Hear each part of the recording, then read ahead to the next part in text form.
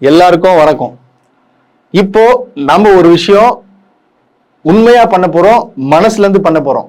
அது என்னன்னா, எல்லாருமே கையை அப்படி வச்சுக்கோங்க. இப்படியே சொல்றதே சொல்லுங்க. நான் சொல்றேன், கிரண் ரூஸ் ஆகிய நான் தாவேகா என்ற கட்சியை இன்னும் 10 நாட்களில் அடியோடு அகற்ற என்னால் முடிந்த அளவு போராடுவேன், உழைப்பேன். இந்த மாதிரி ஒவ்வொருத்தரும் ஒவ்வொரு வீட்லயும் நீங்க எடுங்க, இல்ல மனசுக்குள்ள கூட சொல்லிக்கோங்க. ஏன்னா இதுதான் நம்மளுக்கு இருக்கிற கடைசி வாய்ப்பு. மற்ற கட்சிகள்லாம் கூட ஒன்றும் பிரச்சனை இல்லை. இந்த கட்சி வளர்ந்துச்சுன்னா பல இளைஞர்கள் வாழ்க்கை சீரழிஞ்சு போயிடுவாங்க. அவ்வளவு தூரம் நீங்க கஷ்டப்பட்டு படிக்க வச்சு இவ்வளவு தூரம் உருவாக்குனதுக்கு தற்குறிகளாக வருவான். நீங்க நினைப்பீங்க டாக்டர் ஆவான், இன்ஜினியர் ஆவான், நம்ம பையன் படிச்சு கலெக்டர் ஆவான். ஒரு மாட்டான். நான் சொல்றேன் கேளுங்க. அவன் மனசுல விஜய் என்ற ஒருத்தனை சிஎம் ஆக்கணும் அப்படின்னு சொல்லிட்டு முடிவு எடுத்தானா அவனோட மூளை டோட்டலாவே மங்கி போயிடுச்சு. அவன் ஒரு முட்டா பையன். தப்பா எடுத்துக்காதீங்க. நான் உண்மையதான் சொல்றேன். அவன் ஒரு மிகப்பெரிய முட்டா பையன். தயவு செய்து சொல்றேன். ஏன்னா நான் பார்க்கக்கூடிய இடத்துல எல்லாருமே ஒரு மாதிரி பைத்தியமாகி கிடைக்கிறாங்க. அதுவும் இன்னும் சொல்ல போனா, நான் பல இளைஞர்கிட்ட பேசுறேன். நான் கூப்பிட்டு வச்சு பேசுவேன். நிறைய பேர் கால் பண்ணி மிரட்டுறதுக்காக கால் பண்ணுவானுங்க. ஆனா அவங்கள பேசி அவங்களுக்கு என்ன எதுக்காக விஜய் பிடிக்கும்ன்ற ஒரு நாளுக்கு நான் கேள்வி கேட்பேன். அவனும் சிலவங்க எல்லாம் வந்து அசிங்கமா திட்டுவாங்க. அவங்களும் பொறுமையா இருந்து நான் மாத்திருக்கிறேன். ஆனா இக்கால பசங்க கிடையாது, பொண்ணுங்க. அந்த 18ல இருந்து 25 வயசுல இருக்கிற பொண்ணுங்கெல்லாம் நீங்க வந்து டிவிக்கு எதுக்கு அவன் ஓட்டு போடுற, விஜய்க்கு ஓட்டு போடுற, உனக்கு என்னவா பண்ணிட்டாரு அப்படின்னு நீங்க கேட்டீங்கன்னா சத்தியமா உங்களால பேச முடியாதுங்க. நான் சொல்றேன் கேட்டுக்கோ. அவங்க வந்து கேட்கறதே இல்லை. ஏன்னா அந்த அளவுக்கு ஒரு பைத்தியமா இருக்காங்க. இல்ல நான் சொல்றது உங்களுக்கு புரியல நினைக்கிறேன். நான் இந்த வீடியோ அனுப்புறேன், நீங்க இந்த வீடியோ கொஞ்சம் பாருங்க. ஆமா, ஒரு ஆட்சியில உட்காருங்க, ஒரு நாளா கொடுப்பாரு. அவர் ஆட்சிக்கு வராமையே இருக்கிறாரு. ஆட்சிக்கு வரதுக்கு முன்னாடியே அவ்வளவு பண்ணிருக்காரு. அப்பதான் எடுத்து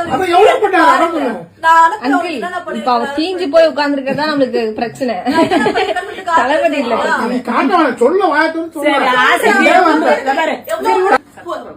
நான் பேசுவேன். சரி பரவாயில்ல, அவுத்துட்டு ஏந்திரி. மணி 12 இது காலங்காத்தாலையாமா. ரூம் சுத்தி விஜய் பக்கத்துல ஒரு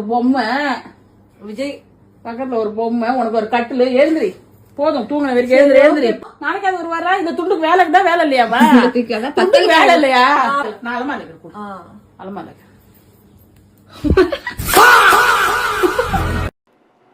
பாத்தீங்களா? ஒரு பொண்ணு அவங்க அப்பா கிட்ட எந்த அளவுக்கு மூச்சு பிடிக்க முட்டாள்தனமா பேசுது பாருங்க. கடைசியில அவங்க அப்பா என்ன சொல்லிட்டு போன பாருங்க. அதுதான் சம்பவம். அதே போல அவங்க அம்மா தூக்கி எங்க வச்சாங்க பாருங்க. அதுதான் ஒவ்வொரு வீட்டிலும் நடந்துட்டு இருக்கு. இது போல எக்ஸ்ட்ரீம் லெவல் நீங்க போனோன்னு பாத்தீங்களா? இந்த பொண்ணு அதாவது என்ன சொல்றாங்கன்னா, உதயநிதிக்குல இங்கிலீஷ் தெரியாதுங்க, அவங்களும் எதுவுமே தெரியாது. விஜய் அண்ணன் தான் எல்லாமே தெரியும். தமிழ்நாட்டை அவர் தான் காப்பாத்துவார். ஆமா, இவர் பெரிய ஆக்ஸ்போர்ட் யூனிவர்சிட்டியில ஃபர்ஸ்ட் வந்தார். உங்க அண்ணன் காலேஜுக்கு போகாம குட்டி சவுத்துல உட்காந்து கட்ட வச்சு டிகிரியை முடிக்காம டிஸ்கண்டினியூ பண்ணவர் தான் உங்கள் விஜய். இவர் வந்து நாட்டை காப்பாத்தி கிழிக்க போறாரு. அந்த பொண்ணு பாருங்க எந்த அளவுக்கு முட்டாள்தான் பேசுது பாருங்க. உதயநிதி வேஸ்ட். ஒரு கணக்கு தெரியாது, ஒரு இங்கிலீஷ் பேச தெரியாது, ஒரு எந்த ஒரு நாலேஜுமே கிடையாது அவங்களுக்கு. முக ஸ்டாலினுக்கு அப்படிதான், எதுவுமே கிடையாது. ஒரு நாலேஜ் இருக்கிற விஜய் வந்தா மட்டும்தான் முடியுமே இந்த தமிழகத்தை காப்பாற்றவே முடியும். மத்தபடி எதுவுமே கிடையாது. ஆமா, அழகு. ஐயோ அவ்வளவு அழகு, கோடி அழகு. வாய்ப்பே இல்ல. கண்ணாடி எல்லாம் போட்டாரு பாத்தீங்களா? ஏன்டி சாங் வரும்ல, தேவர்கொண்டா, ரஷ்மிகா, அது மாட்டனே. இந்த மாதிரி இருக்கிறாங்க இவங்க எல்லாம். சில பெண்கள் எல்லாம் சொல்றாங்க, எனக்கு எங்க அப்பா அம்மா கூட தேவையில்லைங்க, எனக்கு விஜய் தாங்க முக்கியம், அவ்வளவுதாங்க, எனக்கு வேற யாரும் வேணாம். நான் கேக்குறேன், எப்படிமா மேல பேசுற? உங்க அப்பா அம்மா உன படிக்க வச்சிருக்காங்கம்மா, அவங்களுக்கு தெரியாது, உனக்கு என்னமா தெரியும்? என்னங்க நீங்க மாற்று அரசியல் வேணுங்க. என்ன மாற்று அரசியல் வேணும்ல? என்ன எத்தனை வருஷம் டிஎம்கே ஏடிஎம்கே ஆளுவாங்க, அவங்க என்ன பண்ணிட்டாங்க அப்படின்ற ஒரு கேள்வி எழுப்புறாங்க. அவங்க என்ன பண்ணிட்டாங்கன்ற ஒரு கேள்வி எழுப்புறாங்க. நீ இந்த மாதிரி பேசுறிய, அதுக்கே திமுக தான் காரணம் சொன்னா அது எப்படி போய் சொல்றீங்க? எங்க அப்பா அம்மா வளர்த்தாங்க, என்ன பேச வச்சாங்க, அப்படி அந்த மாதிரி சொல்றாங்க. ஆனா அவங்க மனசுக்குள்ள முழுக்க விஜய் தான். வேற என்னால இங்க பாருங்க, என்னால வந்து யோசிக்க கூட அந்த அளவுக்கு ஒரு அடமெண்டா ஒரு பைத்தியமா இருக்கிற சூழ்நிலை இருக்காங்க. இப்போ இந்த தாவேகா கட்சி பாத்தீங்கன்னு வச்சுங்களேன், கொரோனாவை விட ஒரு மோசமான கட்சி இல்ல, மோசமான நோய். அந்த நோய் தான் இளைஞர்கள் மத்தியில பரவிட்டு இருக்கு. இங்க பாருங்க, விஜயால ஒருத்த மிகப்பெரிய ஒரு சாதனை ஒண்ணு பண்ணிருக்கான். அது என்ன சாதனைன்றத நீங்க பாருங்க. 3 கிலோமீட்டர் அப்படி நீச்சல் அடிச்சு அப்படி வந்தேன். 1 கிலோமீட்டர் கரெக்டா. நான் அதுல ஒரு பாலம் இருக்கா, அந்த பாலம் தாண்டி அப்படி வந்தேன். இது டேஞ்சரா இருந்தா நான் தலைவனை பார்க்க உயிர் போனாலும் பிரச்சனை இல்லை, அப்படியே போனா உள்ள போயிட்டு போயிடு வந்து பாக்குறோம்ல. தலைவர் തന്നെ പറഞ്ഞിട്ടുണ്ട് ഇങ്ങനെ ഡേഞ്ചർ ആയിട്ടൊന്നും ചെയ്യരുതെന്ന്. அவங்க சொல்லுவாங்க, அவங்கள பாக்குறதுதான் வாய்ப்பே தர மாட்டாங்க. எங்களை பக்கத்துல இருந்து பாக்குறது 3 കിലോമീറ്റർ நீந்தி வருவோம். கடவுளை பார்க்கும்போது எங்கனாலும் போகலாம். பாத்தீங்களா, அதாவது அவன் எங்கிருந்து வரான், கிட்டத்தட்ட என்ன சொல்றான் பாருங்க. நான் வந்து 3 கிலோமீட்டர், என்னது 3 கிலோமீட்டர் சாக்கடையில நீந்து வந்திருக்கான். சாக்கடைங்க, சாக்கடை டிரைனேஜ்ல அங்க பாருங்க, அது யோசிச்சு பாருங்க. அதுக்குள்ள போயிட்டு 3 கிலோமீட்டர் நீந்தி வந்திருக்கான். அது நினைச்ச ஐயோ வாந்தி வருதுங்க எனக்கு, உண்மையா ஓப்பனா சொல்றேன். சாக்கடையை பாருங்க, எனக்கு கொண்டுட்டுது. இப்போ அதை யோசிக்கும் போதே, அவன் எப்படி நீந்தி வந்திருக்கணும்னு யோசிக்கும் போதே எனக்கு கொண்டுட்டுதுன்னா, அவன் 3 கிலோமீட்டர் அப்ப எந்த அளவுக்கு நீந்தி வந்திருப்பான். இப்போ புரியுதுங்களா? கேட்டா கடவுள்ன்றான். கடவுளை பாக்குறதுக்கு எப்படி வேணா வருவேன், விட மாட்டாங்க. அதனாலதான் இப்படி வரக்கூடிய சூழ்நிலை எனக்கு ஏற்பட்டுச்சுன்னு சொல்லிட்டு நீந்தி வரான். பாத்தீங்களா, விஜய் யாரை உருவாக்கிக்கிறான் பாருங்க. பாவமா இருக்கு அந்த இளைஞரை நினைச்சா. அவர் கேட்டா வந்து கூலி வேலை பாக்குறேன், பாத்துங்க கூலி வேலை. அது சின்ன பையன் தான், 30-32 வயசு இருக்குன்னு நினைக்கிறேன். பாருங்க, இந்த மாதிரி உருவாக்கி இருக்காரு உங்கள் விஜய். யாராச்சும் படிச்சவங்களை உருவாக்குனாரா? படிச்சவன் கூட முட்டாளாய் வந்து நிக்கிறான். படிச்சவன் கூட முட்டாளாய் வந்து நிக்கிறான். படித்தவனோட முட்டாளாக்கும் வல்லமை படைத்தவர் தான் உங்கள் விஜய். அந்த அளவுக்கு ஒரு கீழ்த்தரமான ஆள் தான் விஜய். இதாங்க உண்மை. தன்னுடைய சுயநலத்துக்காக வெறும் நடிப்பை மட்டுமே வச்சு இளைஞர்களை மயக்கி அவங்கள மூலதனமா வச்சு நசியமாகி தமிழ்நாட்டே ஆளணும் அப்படின்ற எண்ணத்துல வரக்கூடியவன் யாரு?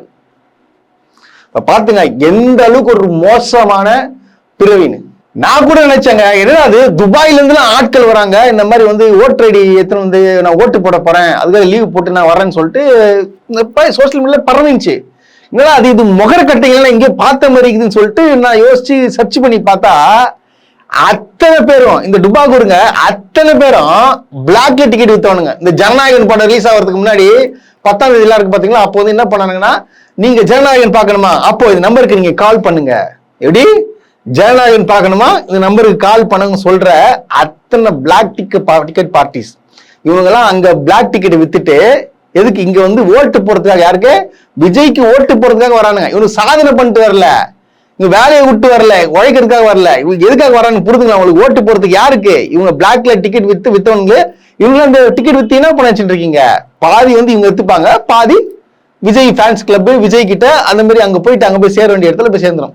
அந்த மாதிரி ஒரு கீழ்த்தரமான எண்ணங்களை உடையவர்கள் தான் இவனுங்க. பாருங்க, துபாயில இருந்து என்னமோ பெரிய புல்ட்டு மாரி அப்படி பெரிய கீழ்ச்சி போட்ட மாதிரி வரானுங்க இவனுங்க, டுபாகூர் பசங்க. அதே போல எனக்கு சும்மாதான் சும்மா ஒரு என்ன அடி பேசினுக்கிற, சும்மா ஆனா வந்து தெலுங்குன்னுக்கிற. ஏப்பா தெலுங்கு படம் நடிக்கிறாரு, தெலுங்கு படம் அவருக்கு பிடிக்குது, அதனால என்ன பண்றாரு, தெலுங்கு படத்தை எடுத்து ஒரு படமா நடிச்சு வராரு. அதுல என்ன தப்பு இருக்கு? அதுல மகேஷ் பாபுனா இல்ல விஜய் அவ்வளவுதானுங்க அப்படின்னு சொல்லிட்டு பேச இல்ல. அவர் வந்து எல்லாமே தெலுங்குல இருந்தா வந்து காப்பி அடிக்கிறாரு அப்படின்னு சொல்லிட்டு நிறைய பேர் சொல்ல நம்பல. ஆனா நான் ஒரு வீடியோ பார்த்தேங்க, அப்படியே அப்பட்டமா தெலுங்கு பவன் கல்யாண் பாருங்க, அவர் என்ன பண்ணாரோ அதே மாதிரி அப்போதுல இருந்து இப்போ வரைக்கும் பண்ணிட்டு இருக்காரு. நான் சீரியஸா காமெடி நினைச்சேன். இந்த வீடியோ பார்த்த உடனேயும் பக்காவா இருந்துச்சு. நீங்க பாருங்க. Men may come, men may go, but I go on forever. Men may come, men may go, but I go on forever. இதோ புளியங்குளத்து புலி, சிலம்பத்திலே சிங்கம், வாழ்நாளெல்லாம் கன்னி பெண்களை ஏறெடுத்தும் பார்க்காத கட்டிடம். அப்போ எந்த அளவுக்கு இருக்கான் பாருங்க. அப்படியே ஸ்டார்டிங்ல சொன்னார் பாத்தீங்களா, அந்த ஒரு இங்கிலீஷ்ல ஒரு வேர்டு, அதுல இருந்து லாஸ்ட் சைக்கிள் ஓட்டவருக்கு யாரை பார்த்து காப்பிடுறான் பாருங்க. வெறும் காப்பி. அதுவே தெலுங்கு மேல இந்த அளவுக்கு கவனம் செலுத்த வேண்டிய அவசியம் என்னன்றது எனக்கு தெரியலையே. வேற மலையாளத்துல யாருன்னா பாரு, அது எங்கன்னா கன்னடத்துல பாருங்க. அது தெலுங்குல மட்டும் முக்கியத்துவம் கொடுக்கணும் அவசியம் என்னன்னு பண்ண புரியும். ரொம்ப டீப்பா உக்கரத்துல இறங்கிட்டாருங்க. அது என்னன்னு தெரியல. யாருக்காச்சும் இந்த ரகசியம் தெரிந்தா தயவு செய்து கமெண்ட் பண்ணுங்க. அதே போல இவங்களுக்கு எல்லாருக்குமே தெரியும், நேத்தைக்கு பாத்தீங்கன்னா அஜித் அவர்கள் வந்து திமுகல வந்து இணைஞ்சிட்டாங்க. சரிங்களா? உடனே இவங்க என்ன பண்ணாங்க பாத்தீங்களா, கேலண்டர் எடுக்கிறானுங்க. கேலண்டர் எடுத்து அதோட மூஞ்ச அப்படியே கிழிக்கிறானுங்க. நான் கேட்கறேன், அஜிதா மூஞ்சி மட்டும் ஏன் கிழிக்கிற? கொஞ்சம் ரைட்ல போயிட்டு விஜய் மூஞ்சும் கீச்சு விட. ஏன்னா விஜய் மட்டும் ஒரே இடத்துல இருந்தாரு, மாறி மாறி தானே இருந்தாரு.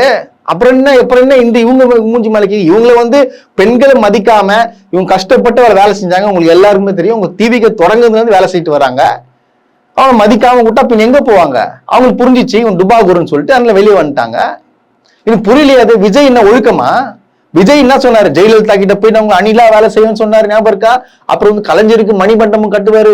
கலைஞரோட குடும்பம் வந்து மிகப்பெரிய குடும்பம், அவங்களும் வரலாற்று சிறப்புமிக்க பேர்கள்லாம் வச்சுட்டு இருக்காங்க, உதயநிதி, தயாநிதி, அந்த மாதிரிலாம் பேசும்போது நல்லா இருந்துச்சா? எனக்கு புரியலையாது. அப்ப விஜய்க்கு இது பண்ணுங்க. விஜய் மணிமண்டபம் கட்டுறேன்னு சொன்னாருங்க கலைஞருக்கு. அப்ப அவங்களும் கீச்சு விடுங்க. அவனை மாத்தி மாத்தி பச்சந்தி வேலை பாக்குறலாம் அவனையும் கீச்சு விடுங்க. இதுனா அவங்களுக்கு மட்டும் கீச்சு விடுறீங்க. இது என்னடா இது? அநியாயமா இருக்கு. ஏன்னா தற்கூரி பசங்களா, கொஞ்சம் நியாயமா யோசிங்கடா. விஜய் வந்து என்ன வேணா பண்ணலாம், அது வந்து கரெக்ட். ஆனா மத்தவங்க பண்ணா தப்பு. எப்படி?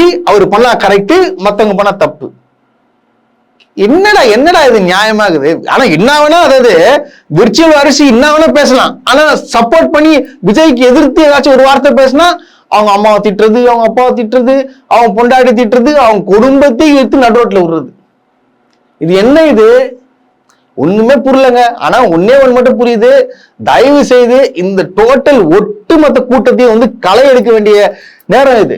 நம்முடைய சப்ஸ்கிரைபரா நீங்க வந்து உங்களால் முடிந்த அளவுக்கு நீங்க இந்த பண்ணுங்க. நீங்க இவங்கெல்லாம் வந்தா தமிழ்நாட்டுக்கே சீர்கேடு இது. அதாவது எங்க போனாலும் பக்கா செட்டிங்கோட போறதுதான் உங்க பக்கா மாஸ் கட்சி, உங்கள் விஜய். அதாவது பாருங்க, ஒரு பையன் ஒடியாடுறான், இந்த வரா அந்த பையன் ஒடியாடுறான். விஜய் வந்து சைக்கிள்ல வராப்புல. இந்த பையன் ஒடியாந்து அண்ணன் கிட்ட இருந்து கை கொடுத்துட்டு அப்படி முத்தம் கொடுக்கறது வரான். என்ன பண்றான் இவன்? ஷூட்டிங்க்கு ஆள் தயார் பண்ணிட்டாங்க. அதனால இவனை தட்டி விடுறாப்புல. இங்க பாருங்க, அந்த பையனை யாரு? விஜய் தட்டி விடுறாரு. அப்புறம் பவுன்சர் என்ன பண்றான்? தூக்கி வெளியே போடுறானுங்க. இவர் போய் என்ன பண்றான்னு பாருங்க. அங்க போயிட்டு ஒரு ஊனமுற்ற ஒரு சிறுவனோ சிறுமியோ இருக்கிறாங்க, கிட்ட போய் முத்தமிடுது. இதுதான் வந்து ஷூட் ஸ்பாட்டு, இதுதான் டேக், இதான் பண்ண போறது சொல்லியாச்சு. சோ அதுக்காக அந்த ஷூட்டிங் கரெக்டா முடியுன்றதுக்காக எப்படி யார அனாவசியமா தட்டி விட்டு போயிட்டு முத்தம் கொடுக்கிறார். நீங்க வேணா பாருங்க, அங்க நடக்கிறது ஒவ்வொன்றும் யதார்த்தமா கிடையாது. எல்லாம் பக்காவான செட்டிங் பண்ணி கரெக்டா வந்து என்னென்ன பண்ணுமோ கரெக்டா சொல்றாங்க பேப்பர்ல. தலைவா 3:10-11 மணி இன்னைக்கு வந்து நம்ம கரெக்டா இந்த பையன் வந்து நிப்பா, இதை நம்ம பண்ண போறோம் அப்படின்னு சொல்லிட்டு கரெக்டா வந்து டைமை பிக்ஸ் பண்ணி ஒவ்வொரு விஷயம் நடக்குது. நீங்க நினைக்கிறது உடனடியாலாம் கிடையாது, பக்காவா சொல்லிடுறாங்கப்பா. நீ வேலை எத்துனரியா, நீ வந்து துண்டு எத்துனரியா, நீ அங்கன்னு சொல்லிட்டு ஒரு ஆளும் பிக்ஸ் பண்ணி கரெக்டா போட்டுறாங்க. மேல இருக்கிற பவுன்சர் சிக்னல் கொடுக்குறாரு, தட்டுவாரு. தட்டினவன் என்ன பண்றான்? விஜய் வந்து என்ன பண்ணுவாரு? டக்குன்னு வந்து அந்த கை கொடுக்கறது, கை காட்டுறது, சிரிக்கிறது, இப்படி கை காட்டுறது, அப்படி பண்றது, ஆக்ஷன் பண்றது எல்லாமே ஸ்கிரிப்டட். ஒரிஜினலா ஒரு மனசுல இருந்தெல்லாம் வரல. இதுதான் நடக்குது. இன்னைக்கு திருப்பூர்ல நடக்குது. பாத்தீங்கன்னா திருப்பூருக்கு போறாரு பாத்தீங்களா, அங்கேயும் வந்து இதே மாதிரி தான் பண்ண போறாரு. அதே போல பாருங்க, இன்னைக்கு நீங்க பக்காவை நோட் பண்ணுங்க. இன்னைக்கு திருப்பூர் போறாப்புல ஒவ்வொரு விஷயமும் பக்கா செட்டிங்கோட பக்கா ப்ரீ பிளான் பண்ணிட்டு இருக்காரு. இதுல மனசுல இருந்தா பல என்ன நம்பிக்கை இல்லையா? இன்னைக்கு நீங்க தாராளமா நீங்க பாருங்க, திருப்பூர்ல நடவடிக்கை வேடிக்கை மட்டும் பாருங்க. அதாவது இங்க பாருங்க, திருப்பூர் மக்களே தயவு செய்து உஷாராருங்க. செட்டிங் பண்ண மட்டும்தான் எல்லாம் பண்ண முடியும், மத்தவங்களாம் உங்களால ஒண்ணும் பண்ண முடியாது. நீங்க போயிட்டு முண்டி அடித்து நீங்க விஜய் நீங்க பாக்கணும் நீங்க போனீங்கன்னா உங்களுக்கு வந்து ஏதாச்சும் காயம் தான் ஏற்படும். அப்புறம் வந்து விஜய் ஒன்னும் பண்ண மாட்டாரு. அப்புறம் நீங்க அடிபட்டு வீட்டுக்கோ ஹாஸ்பிட்டலுக்கு போக வேண்டியதுதான். அதனால உஷாராருங்க, முண்டி அடிக்காதீங்க. தூரமா நிக்கிறீங்களா, பாக்குறீங்களா, வந்துருங்க, அவ்வளவுதான். அவ்வளவு பேர் ஆள்லாம் கிடையாது. இது வந்தாலே எதனா ஒரு தான் போவோம். அந்த மாதிரி ஆள் தான் விஜய். ஆனா தயவு செய்து திருப்பூர் மக்களே கொஞ்சம் உஷாரா கவனமா இருங்க இன்னைக்கு. அதே போல பாருங்க, பெரம்பூர் தொகுதியில டிவிக்கு பிரச்சாரம் பண்றாப்புல ஒருத்தர் ஃபுல் போதையை போட்டு அந்த கொடியை வச்சுக்கின்னு அங்க இருக்கிற கரண்ட் எம்எல்ஏ திட்டிக்கின்னு ஆபாசமான வார்த்தையில பேசிக்கின்னு பொதுமக்களை அச்சுறுத்த மாதிரில டிஸ்டர்ப் பண்றா போலியா. அந்த கொடியை வந்து போதையில அது போயிட்டு இப்படி காட்டுறது, இப்படி அடிக்கிறது, இந்த மாதிரிலாம் பண்ணிட்டு இருக்க. அந்த வீடியோ பாருங்க. பண்ணாதானா நீங்க குஸ்திக்கிறீங்களா இல்லையா புள்ளா? உங்களுக்கு அசிங்கமா இல்ல? உங்க பெரம்பூர் தொகுதியில இப்படி பண்ணுகிறீங்க, ஒரே மக்களை துன்புறுத்துகிறார்கள். பொதுமக்களே கேட்போம். ஆதிசேகர் வந்து கொள்ளடிச்சிருக்காரு 1000 கோடி, அதுக்கு என்ன பண்ணுவீங்க? நீங்க தொட்டு கொண்டு வந்துருவீங்களா? நீங்க தொட்டு கொண்டு வந்தீங்க, நீங்க தொட்டு கொண்டு ஒரு வீட்டுக்கு போயிருங்க, நான் பாத்துக்கிறேங்க.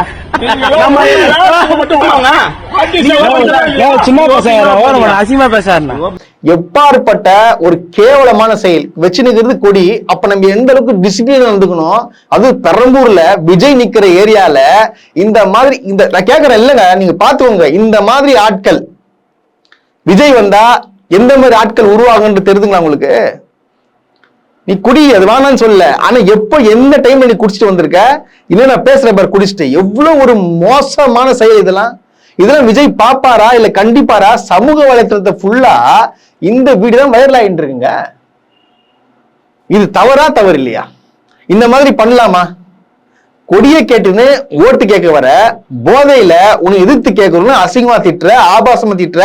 அது போக இல்லாம பாத்தீங்கன்னா எங்க அங்க இருக்கிற ஆர்டி சேகர் எம்எல்ஏ அவரையும் பிடிச்சி திட்டுறா போல இவர் போதையை போட்டு. அப்ப பாருங்க, இதுதான் உண்மையான நிலை. இதை நீங்க தெரிஞ்சுக்கணும். அதே போல பொதுமக்கள் உஷாராயிட்டாங்க. உண்மையாக எனக்கு சந்தோஷமா இருக்கு. அதாவது ஒரு ஏடிஎம்கே வீட்டுக்குள்ள போயிட்டு ஒருத்தர் ஓட்டு கேட்கிறாரு. நாம் தமிழ் கட்சி யாருன்னு தெரியல, போயிட்டு ஓட்டு கேட்க போறாங்க.